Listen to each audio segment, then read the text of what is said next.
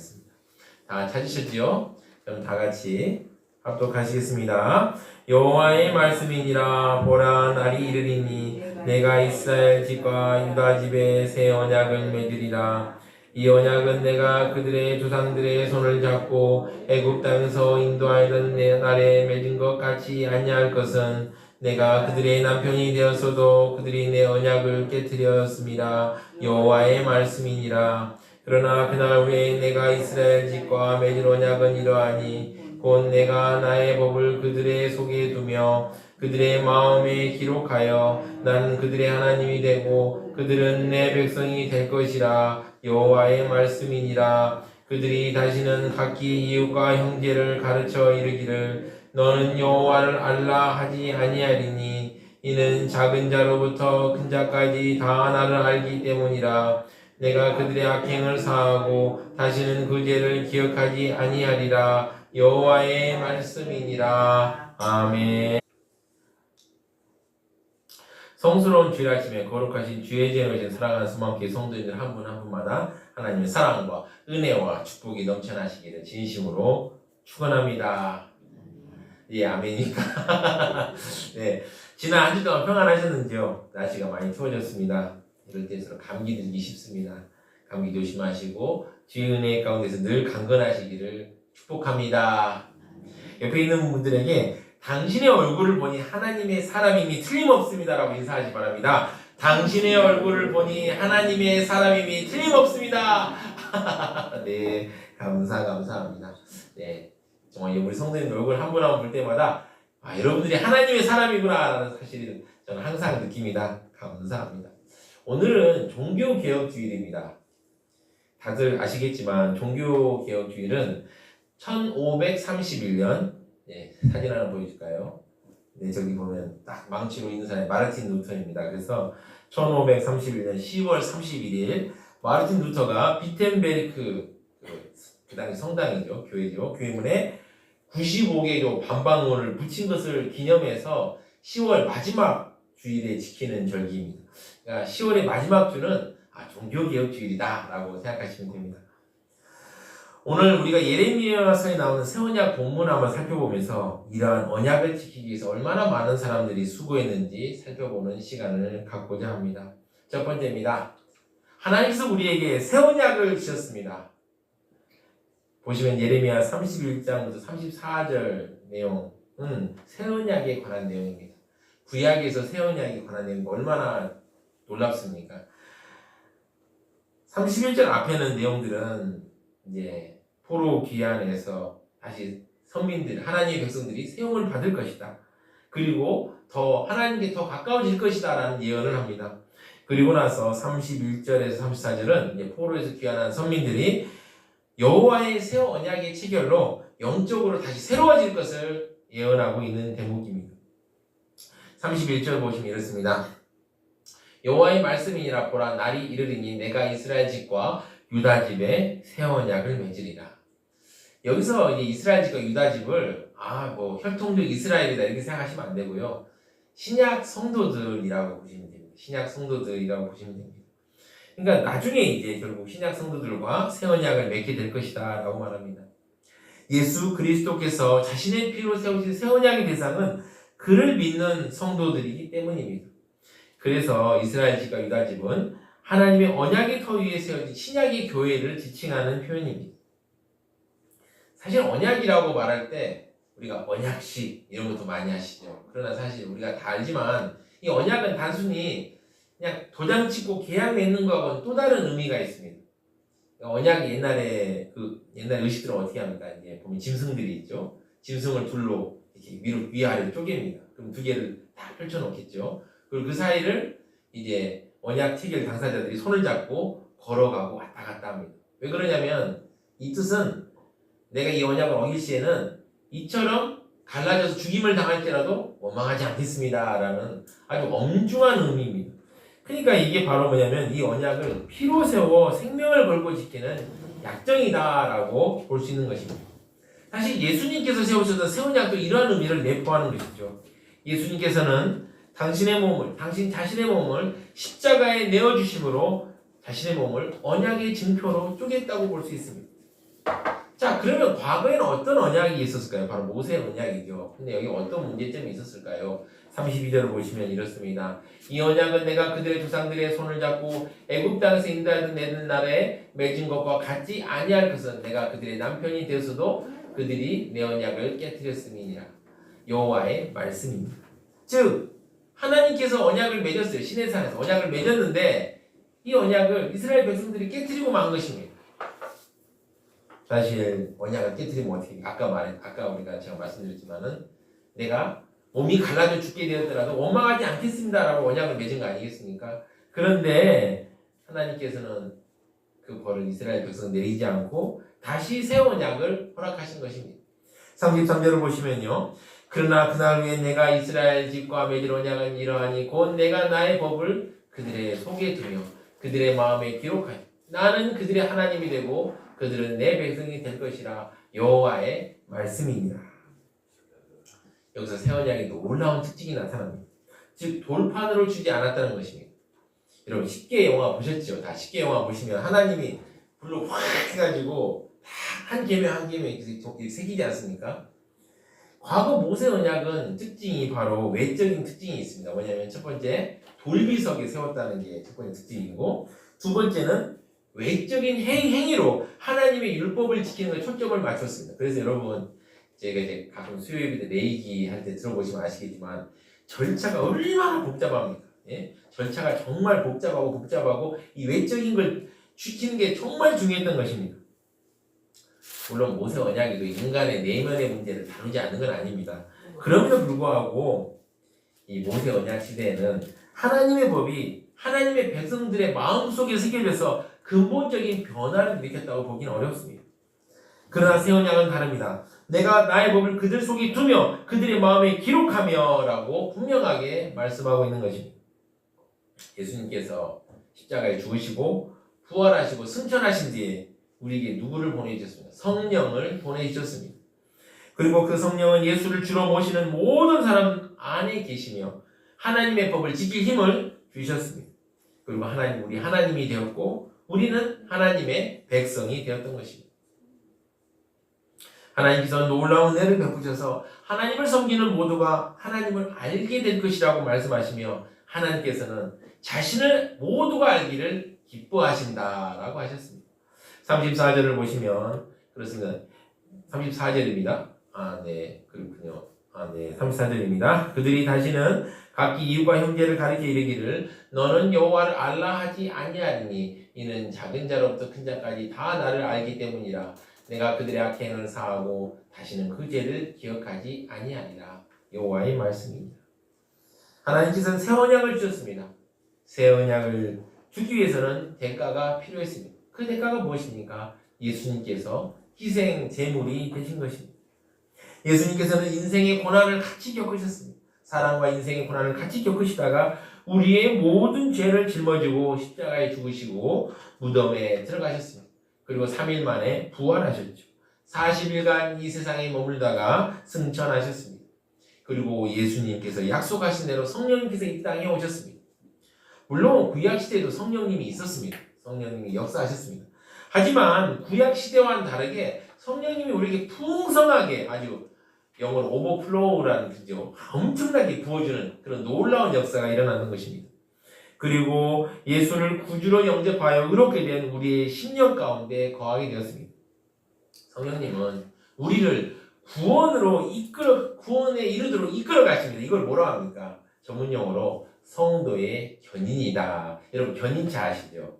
차가 엔진이 뻥 터졌어요. 그럼 못 가잖아요. 그러면 딱 서비스 센터를 부릅니다. 그럼 누가 옵니까? 바로 견인차가 달려오죠. 그럼 견인차가 제 차를 끌고 이렇게 합니다. 저도 몇 번 그런 경험이 있습니다.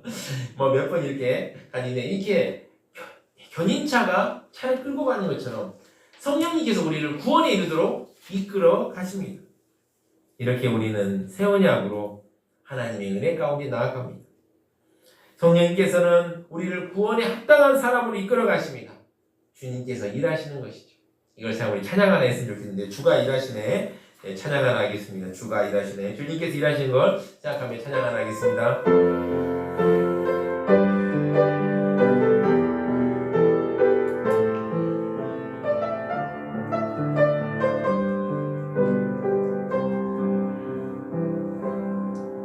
날이 저물어 갈 때 빈들에서 걸을 때 그때가 하나님의 때내 힘으로 안 될 때 빈손으로 걸을 때 내가 고백해 여호와 이래 주가 일하시네 주가 일하시네 주께 아끼지 않는 자에게 주가 일하시네 주가 일하시네 신뢰하며 걷는 자에게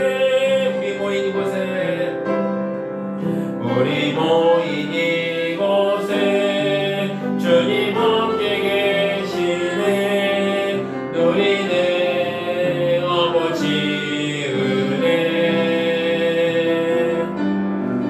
적은 떡과 물고기 내 모든 걸 드릴 때 모두 고백해 여호와 이래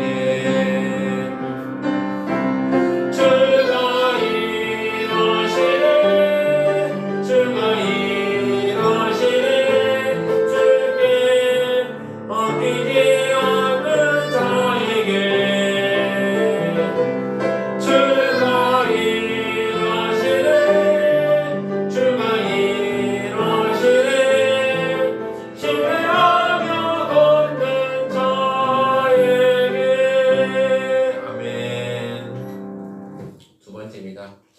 종교개혁자들의 수고로 우리는 바른 신앙생활을 하게 되었습니다. 오늘 종교개혁주일이죠. 조금 말씀이 좀 딱딱할 수도 있는데요. 그런데 1년에 한 번 정도 우리가 종교개혁자들의 수고를 한번 생각해 볼 필요가 있어서 이렇게 말씀을 준비했습니다. 우리가 새 언약으로 살아가기 위해서는 하나님을 알아야 합니다. 하나님을 알기 위해서는 우리는 하나님의 말씀인 성경을 읽어야 합니다. 그런데 하나님께서 우리에게 새 언약을 주셨는데 중세 유럽의 로마 가톨릭 교회들은 이 새 언약의 은혜를 온전히 누리지 못하게 방해하였습니다. 이런 상황을 참지 못하고 일어난 자들이 바로 사람들이 종교개혁자들입니다. 종교개혁이 시작될 즈음에 가톨릭 교회는 심각한 문제들이 있었습니다. 첫 번째, 성직자들의 부패와 무지가 문제였습니다. 두 번째는 재정적으로 부패했죠. 성직을 매매한 일이 많았습니다. 세 번째는 부패는 교리적인 부패죠. 대표적인 게 무엇입니까? 네, 띄워주실까요? 연옥설입니다. 연옥설 아십니까? 연옥이라는 게 뭐냐면 사람이 죽고 나서 지옥으로는 안 가는데 천국 가기 애매한 사람들은 다 이 연옥에 몰아놓고 이제 연옥의 성벌과 고통을 일정받으면 천국으로 간다는 그런 교리입니다. 이 연옥에서 죽은 자, 연옥에 있는 사람이, 그러니까 죽은 자, 우리 이제 뭐 예를 들면 우리 할아버지가 만약 연옥에 있다. 그러면 이 할아버지를 빨리 천국으로 보내기 위해서 어떻게 되냐면은 이제 바로 명벌부가 필요하다라는 말로 사람들을 현혹시켰죠. 그러니까 가톨릭 교회는 기본적인 내용이 그렇습니다. 뭐냐면 다음 보실까요? 바로 잉여 공로 교리라는데 잉여라는 게 남다는 뜻이죠. 예수 그리스도 그리고 성자들의 그 의가 넘치고 넘쳐서 남았다. 그 이 남는 의를 우리 교회가 너희들에게 나눠주겠다. 그 나눠주기 때문에 그냥 나눠줄 수 없고 너희들이, 그러니까 사람들이 그렇잖아요. 처음에 말은 공짜로 나눠주면 너무 값어치가 없다. 그러니까 약간의 돈을 주면은 너희들이 더 경건 생활을 잘할 수 있지 않겠느냐라는 취지로 면벌부를 이제 찍어서 이걸 사야 이제 이걸 나눠준다라는 얘기를 하기 시작했습니다. 근데 이게 점점 심해지는 거죠. 점점 더 악용되다 보니까 이제는 참지 못할 정도의 상황까지 오게 된 거죠. 그래서 참다 못해서 마르틴 루터가 95개의 반박문을 비텐베르그 교회문에 붙였습니다. 하나님께서는 예수님을 희생제물로 삼으시고 그 희생을 통해서 새 언약을 우리에게 주시고 그 언약에 따라 성령을 주셨습니다. 그런데 당시 중세 가톨릭 로마 가톨릭 교회는 하나님 은혜로 우리에게 주어진 구원을 깨닫지 못하게 하는 방해자가 되었습니다. 개인의 믿음보다는 행위가 더 중요하다고 가르쳤습니다. 그리고 성경은 철저하게 라틴어로만 읽도록 하였습니다. 또한 하나님께 나아가는 은혜의 길을 막고 하나님의 은혜보다는 교회의 은혜를 더욱 강조했습니다. 물론 지금 우리 카톨릭 교회들은 어떻습니까? 한글 성경 있죠. 공동 번역 성경도 있고 번역이 요즘 잘 된 것 같더라고요. 그래서 저도 가끔 말씀 연구할 때 많이 참조합니다. 그러나 성경은 분명하게 예수님을 의롭다, 믿음으로 의롭다 하신 얻었음을 밝히고 있으며 우리의 구원이 우리의 노력의 결과가 아니라 하나님의 은총, 하나님께서 내려주시는 전적인 은혜임을 밝히고 있습니다. 그래서 성도들이 하나님의 은혜를 깨닫게 하기 위해서 많은 종교 개혁자들이 성경을 자기네 말로 번역하여 많은 사람이 읽도록 애썼습니다. 그러나 그들은 고난을 당했습니다. 어떤 사람은 성경을 번역하다가 뇌졸중에 걸려서 죽기도 했고요. 어떤 사람은 성경을 번역했다는 이유로 화형을 당하기도 했습니다. 성경을 자국어로 번역하려는 시도는 여러 번 있었는데요. 마르틴 루터에 있어서 독일어 성경이 나올 때까지 많은 핍박을 받아야 했고 그 이외에 많은 사람의 박해와 공격은 계속되었습니다. 성경을 번역하는 것은 종교개혁자들이 시작한 아름다운 전통입니다. 많은 사람들은 글을 읽을 줄 몰랐습니다. 과거에 그랬죠. 우리나라도 어떻습니까? 100년 전에 문맹률이 90%였죠. 10명 중에 9명이 난 놓고 기억자도 모르는 그런 상황이었습니다. 그러니 아무리 유럽이라 하더라도 과거에 글을 읽을 줄 아는 사람이 적었습니다. 그럼에도 종교개혁자들은 글을 가르쳐서라도 성경을 읽게 하려고 했었습니다. 루터는 나는 모든 소년 소녀가 글을 배워서 성경을 읽게 되기를 원한다고 하였습니다. 쯔윙클이라는 사람도 교육을 통해 성경을 읽게 해야 한다고 하였습니다. 칼빈도 마찬가지였습니다. 성경뿐입니까? 찬송과 예배 형태도 종교개혁자들의 영향을 많이 받았습니다. 제가 어렸을 때 친구 따라서 미사 성당에 한번 가본 적이 있습니다. 미사에 여러 또 이런 예식들이 있더라고요. 그런데 좀 놀랬던 건 우리로 치면 설교 시간이 정말 짧은 거예요. 보니까 제가 보통 설교를 하는데 적으면 한 27분, 많으면 한 5분 정도 하거든요. 제가요. 이 차에서 왔다 갔다 합니다. 40분은 하지 않습니다. 왔다 갔다 하는데요. 거기는 보니까 한 10분이면 끝나더라고요. 그런데 이제 반면에 종교 개혁자들은 성경을 가르치는 설교를 가장 중요하게 여겼습니다. 왜냐하면 성도들도 성경을 알고 하나님을 바르게 알아야 하기 때문입니다. 종교 개혁자들은 모든 성도들이 하나님을 알게 되기를 원했습니다. 내가 목사니까 나만 알면 되지, 너희들은 몰라도 돼, 이렇게 하지 않았습니다. 같이 알고 같이 공부하기를 원했습니다. 종교 개혁자들은 바른 신앙을 이루기 위해서 많은 노력을 하였습니다. 그들은 그 목적을 위해서 어떠한 고난도 마다하지 않았습니다. 우리 장로교의 기초를 세운 인물이라고 하면 누구일까요? 바로 칼빈입니다. 존 칼빈이죠. 어떤 프랑스 말로 하면 칼뱅 이렇게 부르기도 하고 또 우리 영어식으로 칼빈 이렇게 부르기도 합니다. 이 칼빈이라는 사람은 어떤 사람입니까? 어렸을 때 대성당에서 행정 총책임자였던 제라드 코뱅의 차남으로 태어났습니다. 그러니까 이 사람은 어떤 사람이냐면 신부는 아니에요. 신부는 아닌데 교회 일을 맡아서 했던 사람입니다. 교회의 행정적인 일을 맡아서 했던 사람입니다. 대성당에서 행정 총책임자였으니 얼마나 높은 자리에 있습니까? 성직록을 두 곳에서 성직록, 지금으로 치면 사례금을 두 곳에서 받았다라는 내용입니다. 한 사례금이 한 사람의 생애를 책임질 만한 충분한 양이었는데 두 곳에서 받았으니까 생활이 넉넉했겠죠. 그래서 집안에 경제적인 여유가 있었습니다. 이렇게 유복한 집안에 자란 칼빈은 공부도 잘해서 카톨릭 교회의 유망주로 뽑혔습니다. 그래서 어린 나이에 칼빈도 성직록을 받게 되었던 것입니다. 신약 공부를 시키는 아버지는 법을 공부하면 부자가 된다는 어떤 이야기를 듣고 이제 칼빈에게 법률 공부를 시켰습니다. 신학 공부를 하던 칼빈이 이제 법 공부를 하게 되는데요. 이 법 공부가 상당히 어려웠던 것 같아요. 그런데도 불구하고 아버지의 뜻을 따르기 위해서 최선을 다해서 법 공부를 했습니다. 책도 한 권 편찬해서 로마법에 관한 책도 한 권 내었습니다. 그런데요, 하나님께서는 칼빈의 마음을 바꾸셨고 참된 경건에 대한 맛과 지식을 얻은 뒤에 뒤도 돌아보지 않고 바른 신앙에 머물고자 했습니다. 바른 신앙에 머물다 보니까 나중에 핍박을 받게 되고요.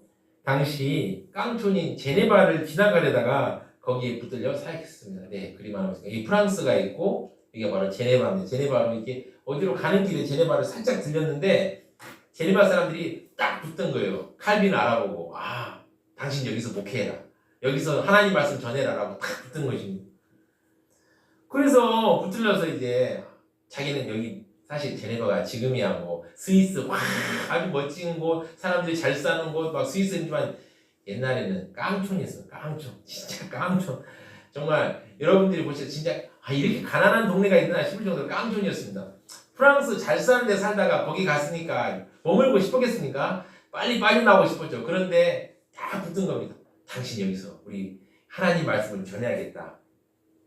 그러니까 이제 칼빈이 마음이 약해져가지고 그렇게 하겠다고 하고 하나님 말씀 막 열심히 전했습니다.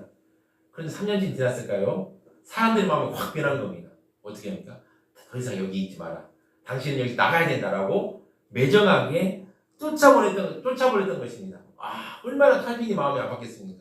핍박을 받고 고난을 받다가 나는 다른 좋은 동네 가려고 지나가는데 붙잡혀가지고 하나님 말씀 전하고 목회 열심히 했는데 아무런 죄도 짓지 않았는데 쫓겨나고 말았던 것입니다. 그래서 프랑스로 가서 이제 다시 프랑스로 가가지고요. 거기서 머물면서 결혼도 하고 잘 지내고 있었습니다. 그런데요. 다시 제네바에서도 칼빈을 부른 것입니다. 왜 부를까요? 네, 지도 하나 보실까요? 이게 바로 스위스입니다. 여기 보면 제네바가 있고 여기에 누가 있죠? 어디 베른이라는 동네가 있어요. 이 두 도시가 동맹을 맺고 있었어요. 왜냐하면 스위스가 약한 나라입니다. 그러다 보니까 동맹을 맺지 않으면 버틸 수가 없는 상황이었는데 베른하고 사이가 나빠진 겁니다. 그래서 베른하고 동맹이 깨지고요. 이 제네바 혼자 있으면 얼마나 불안하겠습니까? 당시 카톨릭이 아주 강력한 세력이었는데 그러니까 추기경이 막 편지를 보냅니다. 너희 거기서 이단들에게 머물러 있지 말고 다시 우리 카톨릭으로 돌아와라. 다시 돌아와라. 그러면서 편지를 쓰는 겁니다. 사람들의 마음이 흔들립니다. 그리고 그 추기경님이요. 아주 글씨도 잘 씁니다. 막 이제 논리도 말씀도 잘합니다. 그러니까 여기에 반박할 사람이 누가 있을까 생각해보니까 칼빈밖에 없는 거예요. 다시 그래서 프랑스에서 잘 먹고 잘 살고 있는 칼빈에게 확 찾아가가지고 다시 한번 우리 제네바로 와주십시오. 막 간청을 하고 또 간청을 하고 여러분이 칼빈이라면 가겠습니까? 저 같으면 안 갑니다. 아니 그렇게 나를 매정하게 붙잡으면 내가 어떻게 가냐. 그런데 칼빈도 고민을 많이 했습니다. 8개월 동안 고민했는데 결국 고민하다가 결단합니다. 그래 이렇게 결단하면 이렇게 고백하였습니다. 제가 읽어드렸습니다. 주여 당신께 나의 심장을 드립니다. 즉각적으로 신실하게. 칼빈은 자신의 심장을 드리는 마음으로 다시 제네바로 돌아가겠다라고 결단했던 것입니다. 그러면서 오직 하나님의 영광을 위해 이라고 기도하면서 칼빈은 제네바로 갑니다.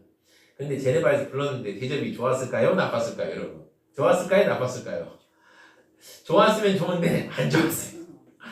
아주 15년간을 저는 거기서도 쫓아내지만 않았을 뿐이지 온갖 박해와 고난이 막 있습니다. 칼빈이 뭘 이렇게 조그만 일을 하려고 하면 그냥 그렇게 득달까지 반대를 해요. 반대하고 또 인가 이제 반대를 위한 반대. 반대를 위한. 그러니까 칼빈이 마음이 얼마나 속이 썩었겠습니까? 정말 힘들었습니다. 이 15년 동안에 아내도 죽어요. 그리고 자녀가 3명이 있었다고 그러는데 3명도 그 15년에 다 죽습니다. 결국 15년의 그 고난이 끝나고 나서야 사람들이 칼빈을 인정해 줍니다. 그래서 칼빈 당신을 인정할 테니까 이제 당신의 뜻대로 한번 목회를 해보시오. 라고 그래서 이제 목회를 한 10년 정도 하다가 돌아가셨습니다. 얼마나 고난과 아픔이 심했겠습니까? 자녀들도 일찍 죽고 아내도 일찍 죽고 생활도 힘들고 이런 고난과 아픔 속에서 그는 기독교 강요를 비롯한 40권의 성경 주석 또 제네바 교리 문답 등 많은 책을 저술합니다. 여러분 제가 오늘 칼빈을 예로 들었지만요. 칼빈뿐입니까? 수많은 종교개혁자들이 바른 신앙을 위해서 죽기도 하고 이유 없는 비난을 받기도 하고 가진 재산을 다 빼앗기도 하는 그런 고통을 받았습니다. 그러면 이렇게 종교개혁주의를 맞이해서 우리는 어떻게 해야 될까요? 세 번째입니다. 종교개혁자들의 수고를 생각하며 바른 신앙의 길로 걸어갑시다. 아멘. 네, 감사합니다. 우리 예수 그리스도의 십자가의 은혜로 새 언약의 은혜를 누리게 되었습니다. 이 새 언약은요, 그냥 그저 주어진 것이 아닙니다. 구약의 수많은 성도들, 수많은 사람들이 이 새 언약을 바라보며 언젠간 이루어질 그 은혜를 바라고 기다렸던 것입니다. 히브리서 11장 13절을 보시면요. 예, 없습니까? 제가 읽어드리겠습니다. 이 사람들은 다 믿음을 따라 죽었으며 약속을 받지 못하였으되 그것들을 멀리서 보고 환영하며 또 땅에서는 외국인과 나그네임을 증언하였으니 얼마나 많은 구약의 성도들이 이 새 언약의 은혜를 기다렸는지 모릅니다. 그렇죠. 우리가 새 언약의 은혜를 누리는 것은 하나님의 은혜이고 참된 복을 누리는 것입니다. 중세 교회는 성도들이 이러한 복을 누리지 못하도록 하였습니다. 무거운 사슬로 성도들을 얽어매었고 성경에 근거하지 않은 많은 잘못된 것으로 성도들을 구원의 길로 나아가지 못하도록 하였습니다. 이런 로마 가톨릭의 교회의 잘못에 대해서 종교개혁자들이 분연히 일어났던 것입니다. 잘못된 가르침과 싸우고 하나님의 말씀을 바르게 전하기 위해서 애썼습니다. 오늘 칼빈 같은 경우는 그래요. 여러분, 가톨릭 교회 장학생이었습니다. 그리고 법률 공부를 하는 사람이었습니다. 그냥 현실에 타협만 하면 그는 편안한 인생길이 보장되어 있었습니다. 그런데 그는 그것을 막 치고 나갔던 것이죠. 여러 사람들도 마찬가지입니다. 많은 사람들이, 많은 종교개혁과 관련된 수많은 사람들이 현실과 타협했으면 편안하게 살 사람들인데 그들이 현실과 타협하지 않고 용감하게 싸웠습니다. 그리고 그렇게 고난을 겪은 수많은 사람 덕분에 우리는 진정한 새 언약의 은혜를 누릴 수 있게 되었습니다. 칼빈 얘기 조금만 더 하겠습니다. 제가 칼빈에 대해 조사하다 보니까 참 안타깝더라고요. 칼빈이 5남매였는데 칼빈하고 마지막 그 동생의 가족 빼고는 나머지는 다 그 종교 개혁에 그 때문에 다 순교하거나 아니면은 아주 안타까운 죽음을 맞이했다고 합니다. 또한 그의 사촌 또한 올리베타라는 사람인데 이 사람도 프랑스어로 성경을 번역했는데 독살당했다라는 그런 말이 있습니다. 그러니까 얼마나 많은 고통이 있었는지 모릅니다. 만약 종교개혁자들이 성경을 번역하는 노력이 없다면 우린 지금 한글 성경을 읽을 수 있었을까요? 없다고 생각합니다. 우리가 진행하는 예배 순서 찬송가도요. 다 보면은 여러분 찬송가도 하나하나 살펴보면 그 안에 그 믿음의 선배들의 수고와 노력과 땀이 있습니다. 우리가 지금 보는 성경은 어떤 성경인가? 개역개정판 성경이죠. 여러분 이 개역개정판 성경 그냥 나왔을까요? 아닙니다. 15년에 걸친 연구와 14개 교단과 892명의 사람들이 헌신하여서 이 성경이 만들어지게 되었던 것입니다. 여러분 이 성경 그냥 주일날만 펴보면 되지 이렇게 생각하지 마시고 요즘에 성경 많으니까 그냥 그러지 마시고 좀 시간 나는 대로 많이 읽어보십시오. 왜냐하면 이게 그냥 만들어진 게 아닙니다. 개역개정판 성경도 15년의 고통이 있었고 또 그 한글 개혁판도 수십 년의 연구와 노력이 있었고 또 한글 성경이 처음 번역될 때 얼마나 많은 사람들이 헌신했는지 모릅니다. 그동안 성경을 지켜온 종교개혁자들과 우리의 믿음의 선배들의 헌신을 생각하고 우리 찬양하나 했으면 좋겠는데요. 찬송가 202장이죠. 하나님 아버지 주신 책은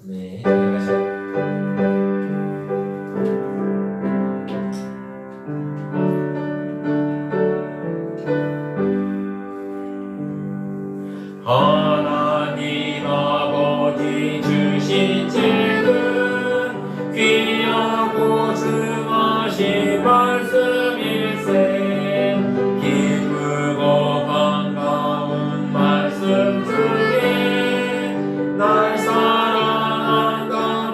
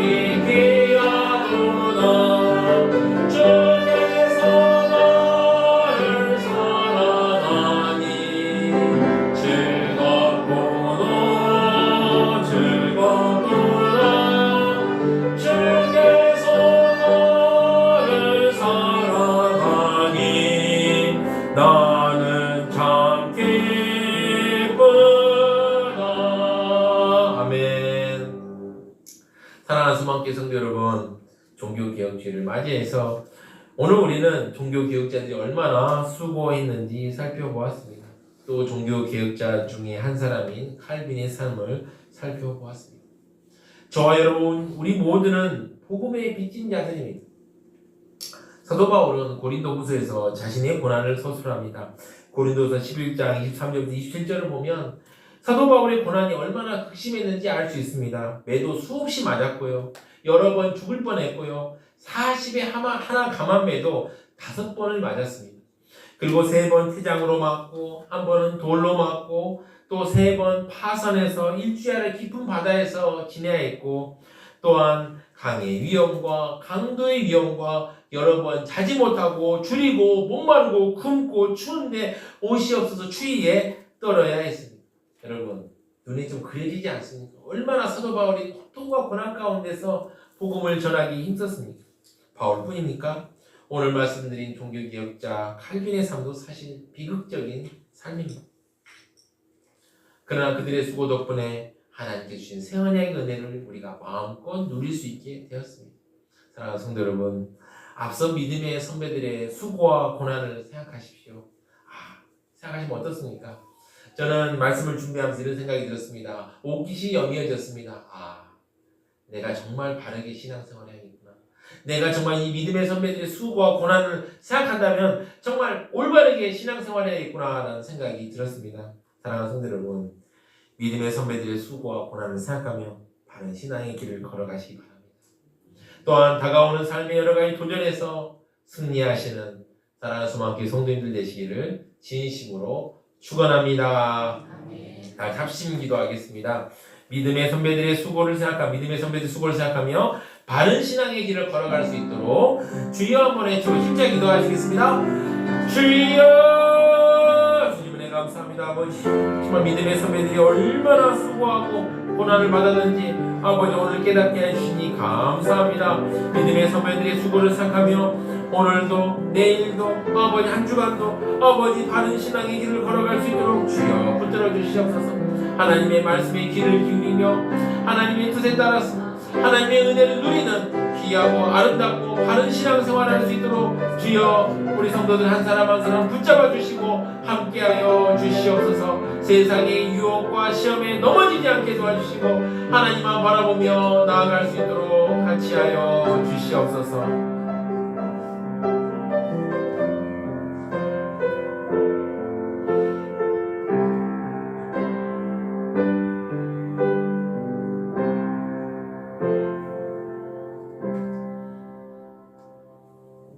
부족하고 약한 우리들에게 새 언약의 은혜를 주신 하나님 아버지, 오늘 종교개혁주의를 맞이하여 우리의 믿음의 선배들의 수고를 깨닫게 해주시니 감사합니다.